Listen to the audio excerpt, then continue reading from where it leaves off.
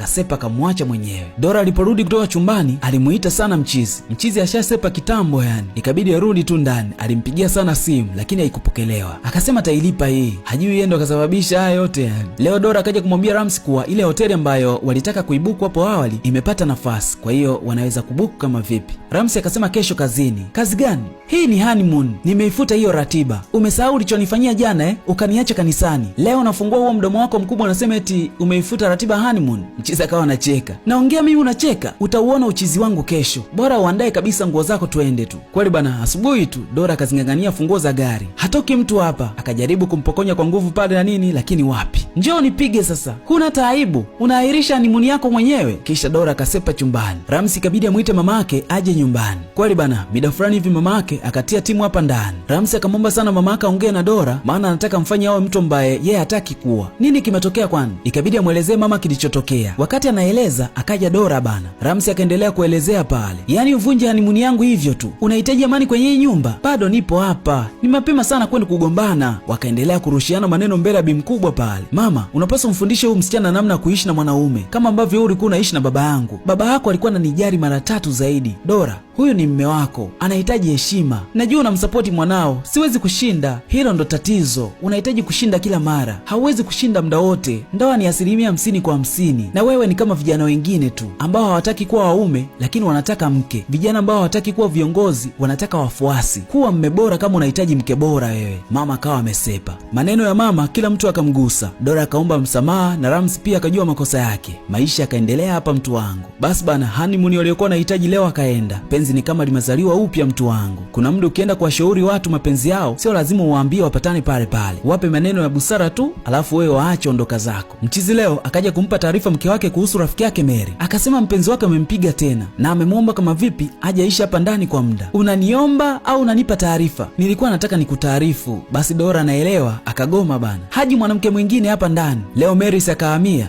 Dora akasema, "Mume wangu hajakwambia? Hauwezi kuishi hapa kwa sababu tumeoana juzi tu. Tunahitaji faraga. Hauwezi kuishi na sisi hapa." Alitakiwa kupigia kwambie. Mary hakuwa na namna tena. Baada ya maandalizi ya chumba, Ramsi akaja kumchukua mgeni wake hapa ampeleke sehemu ambayo atakuwa anakaa. Aende wapi? Mwambie hawezi kuishi hapa. Hawezi kuongea, mwambie. Mary, twende ndani. Dora anakubali sasa. Hataki kabisa Mary aishi hapa ndani. Usijali, nitatafuta sehemu ya kwenda. Mpe mabegi yake aondoke. Ramsi hakuwa na namna tena. Mke ashagoma, hawezi kulazimisha. Alimaindi huyo.